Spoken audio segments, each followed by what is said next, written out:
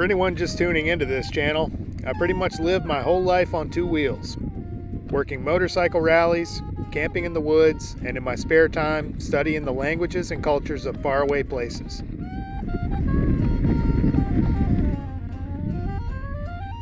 Although this approach to life may seem unusual, I can't imagine living any other way.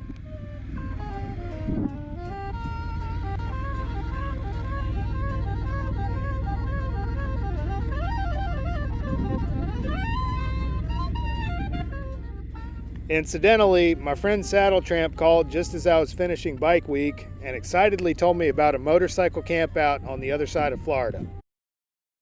It was for a good cause, he said, and there would be free food.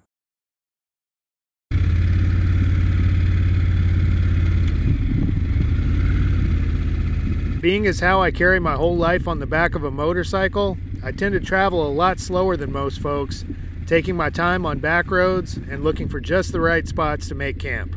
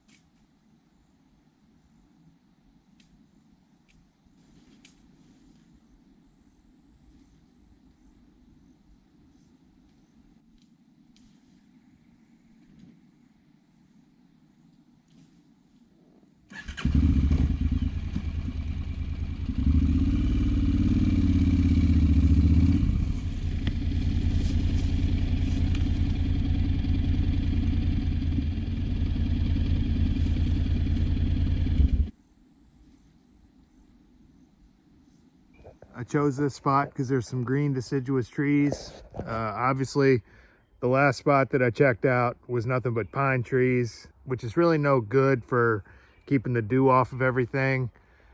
With some nice big thick leaves like this, the condensation collects on the leaves instead of everything below the tree cover.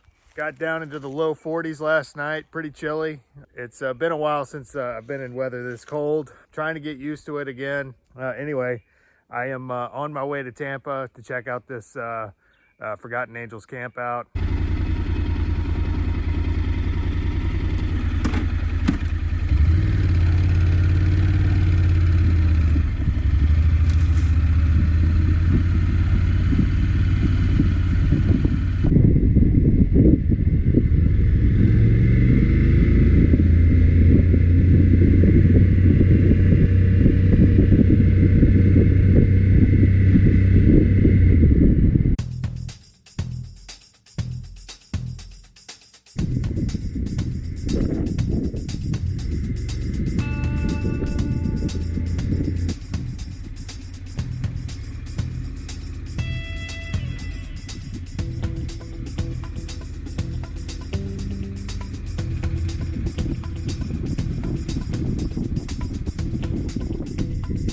Hey! Ah, what's happening? Very much, man. I was telling like him and he said Joe's operating on drifter time. He said in the morning, but he really means some other time than that. Yeah, like It means whenever he gets it means maybe today. Took 2 whole days to go 160 miles, but you know, I was working on my video and We got cold on you last night, huh? yeah, man, I was freezing. It rained here. Did it? All morning long and off and on last night. It started Wow. this morning around somewhere between 4 and 5. And it's just enough. I could hear it on the roof. Yeah. And I went, oh man, I got all our stuff set up on the table. So I get up. Oh man. I'm shoving everything underneath. So everybody's just gonna camp out here, Just from here to that tree, I guess. Just wherever you want to be. Okay. I figured you'd want something like where you had some shade during the day. That would be Because good. like from here over, it's all sun.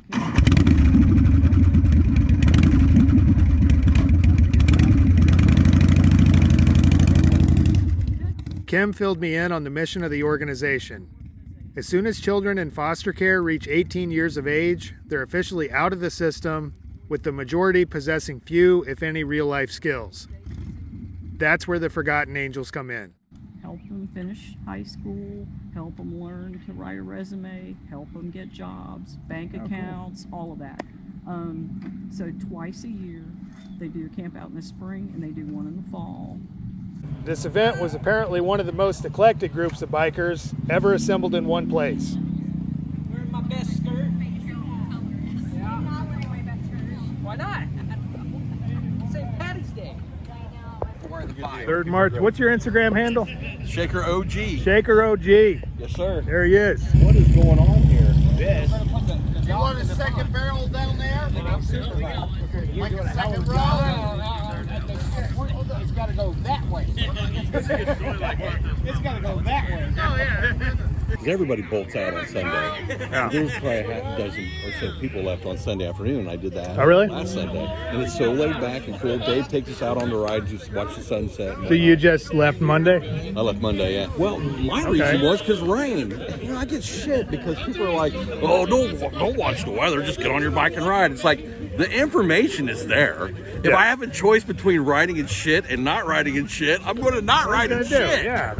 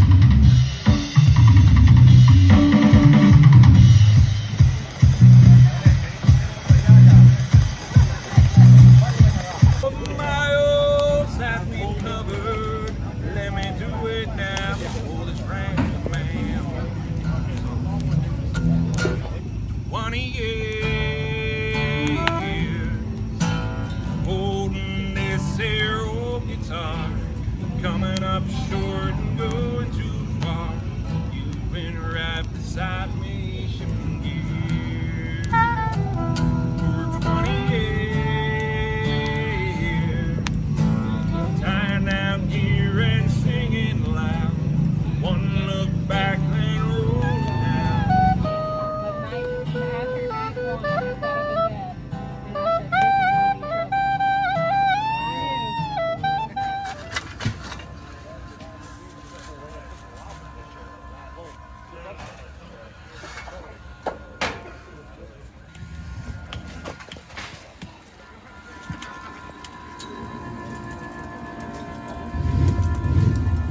And so this is typical Puerto Rico. Puerto Rico style, yeah. Okay. Typical Puerto Rico Se llama lechon. lechon asado, yeah. Lechon asado. Yeah.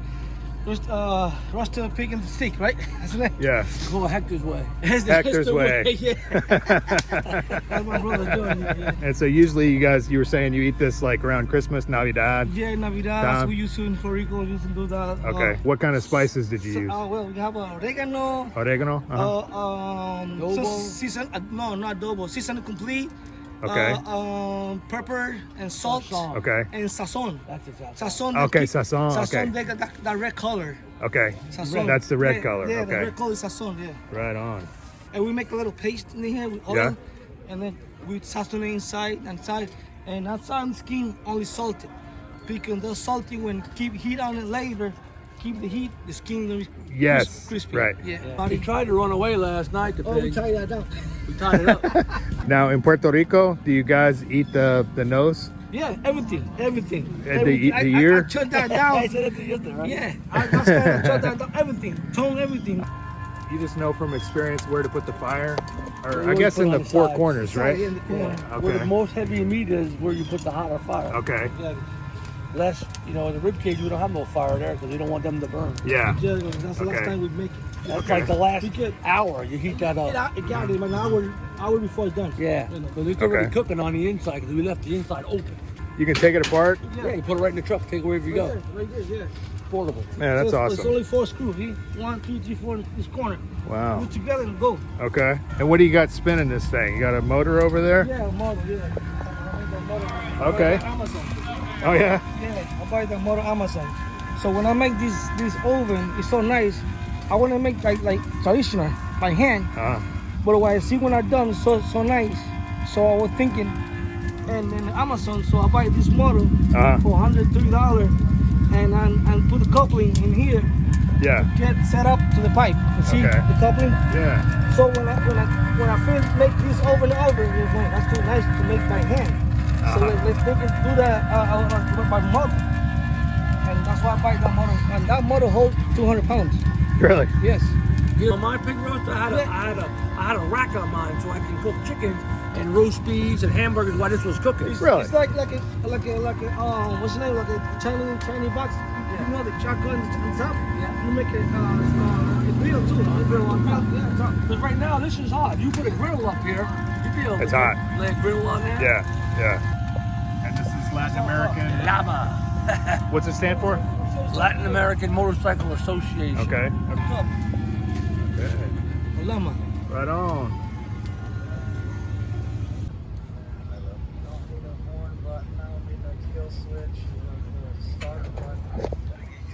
Show all that stuff off here. Hey, we haven't looked at.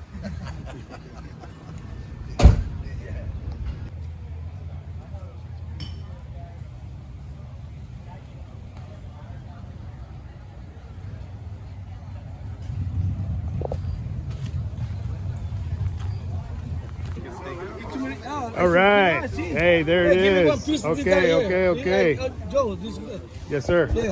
Oh, thank Chicharrón. you. Thank you. chicharrón. Oh, Big skin. beautiful. How it tastes? Good? Awesome. Puerto Rico style, see? Sazoning. So good. When it comes to food, it definitely pays to know a few Puerto Ricans. After several days of hanging out with friends and making a lot of new ones, I jumped on the bike and headed for St. Petersburg. There, I had another friend to see and a special delivery to make. As cliche as it might sound, I rolled away from the campout with the feeling that everything was all right with the world.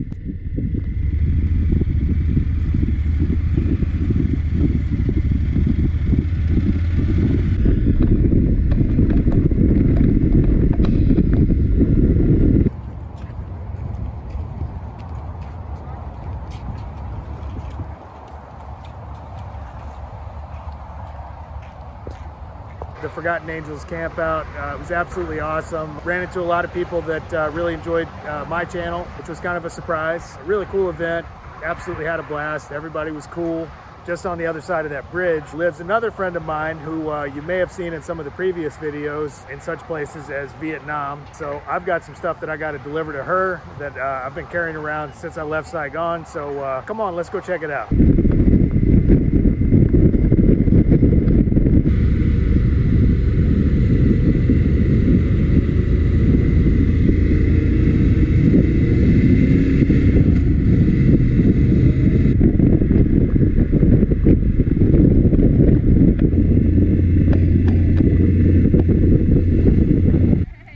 There he is. Just like Kalani. So Dow, shortly before I left, was like, yeah, can you take a couple chopsticks for me? Not realizing that it was the mother load of all chopsticks.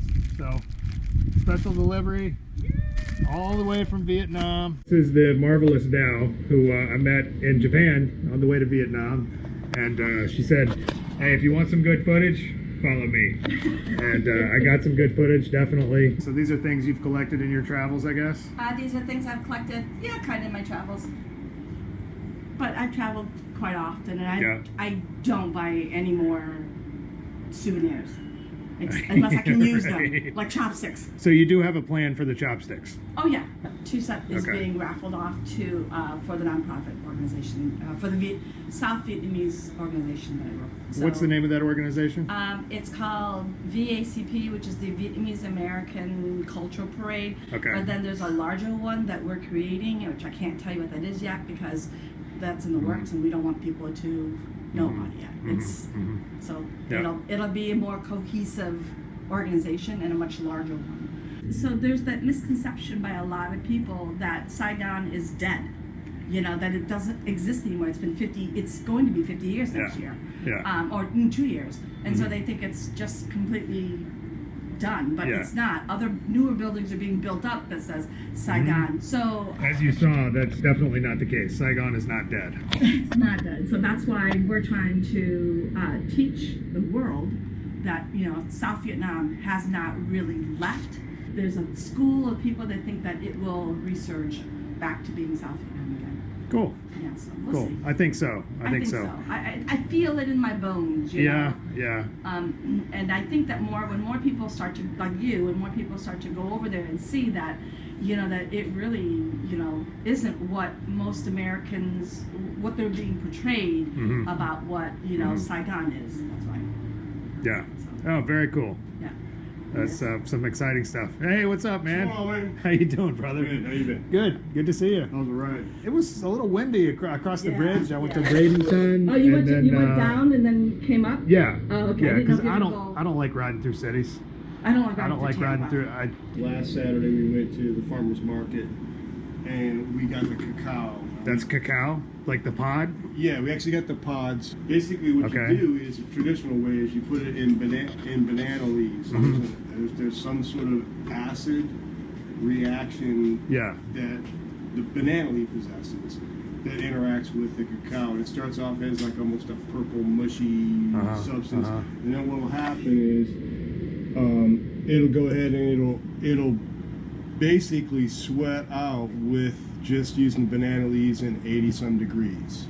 It's about 3 to 6 days, and then you watch the color change and you get the black.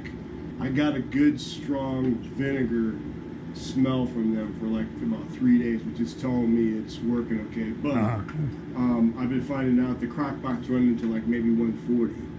And sometimes, so I've been unplugging, plugging back in, so I'm maintaining a 90 to 120. You know? So is this your first attempt at this? With using the crock pot. Okay. In Central America, in Central America, I just use a wooden box. Okay. And then we'd go out back, I'd cut my pipas, I'd cut 20 or 30 of them a day, make 3 gallons of coconut water, throw in the fridge, and then I'd get up a dozen cacaos, and then I'd take the banana leaves, roll them up, throw them in a wooden box, and just basically leave them in there. Then the crucial part is once you get them out of here after that 6 days I mentioned, is letting them actually dry. So I'm trying them this way, but almost, you know, the vinegar's almost left it now. Oh, that's chocolatey delicious, man. And you're seeing more of a wow. And then I double layer these down. Okay. And then now these, like I said, you can see how the acid, it was slimy, but now the slime almost sticks to the banana leaves, and then I just rotate it out. I'm trying to actually remove the acid almost like with using the bananas as almost like a paper towel. We loaded up in Kevin's Jeep Cherokee and headed to one of their favorite Vietnamese restaurants in St. Pete, Special Pho. Chicken wings. Nook Mom chicken wings? Yes. I saw them in Saigon, but I never tried them. The vinegar pepper? You want to try that? Yeah. No, we're good. No. We just like the fresh peppers. That was the biggest plus about it. Most people smuggle drugs, you know. Yeah, no, but no, this is my job. Mix this with like salad, gazpacho, So this is Okay. a type of a of a spinach. In Tobago, they call this bhaji. Bhaji, okay. Bhaji, but bhaji is not spinach. Bhaji is a way of generalization. making The dish. sauteing Oh, okay. herbs or vegetables. Go get me bhaji. They go, yeah. They don't mean spinach. It could be 4 different types things, of almost things. like really? rundown. And then this is Okinawa spinach. You want to try one? Sure. This one's good too. This is There's no pesticides, so this is all organic. That's different. Yep. You And gotta then try this you one. got to try this one. This is almost a rhubarb and a spinach mix. Isn't that a trip? Pretty good, huh? Yeah. Yeah. That's right. And then this That's is cool. stevia right here. These peppers Okay. are all Panamanian from Okay. Costa Rica border. Okay. Miracle fruit. Miracle fruit. That's a good one. That This one we is a- got locally. That's and there's no berries yet. 4 or 5 types of lemongrass, But the this dragon is fruit. used Wow. for people who do Taro. not have who have gone through cancer Mhm. and they're gone through chemo, I should say, and they can't taste anything because it's all metallic. You take one of these fruits and you chew on it like 15 minutes beforehand, and you don't taste. I mean, everything tastes sweet. Everything Really? tastes sweet. Yeah, After you eat it? after you eat it. Really? Yeah. This avocado is one from Costa Rican border. It's one that's about this long, has the long It's the neck, long gourd neck one. bell. That one came- Avocado? Yeah. That's what the fruit looks like? Yeah. Yeah. Yeah, Really? we saw it in Da Nang, Yeah, and we were gonna get it, but That one was about 16 inches long. Those are all. This is tomato tree. Mm-hmm. This one we Tomato tree? Yeah, tomato tree. What? And it has very similar tomatoes. It'll be close, You almost try. like a and I Balimbi. haven't tried the Everglades. These are Everglades creepers. They're actually like almost. Like Both Dow and Kevin seemed to enjoy the company and said I could stay as long as I liked. Knowing Dow, who takes the concept of Vietnamese hospitality very seriously, this would mean lots and lots of delicious food. Most of it's all smuggled seeds or traded seeds. That's sort of with our Airbnb properties. Once again, albeit 10,000 miles away, I prepared myself to be the guest in a Vietnamese home.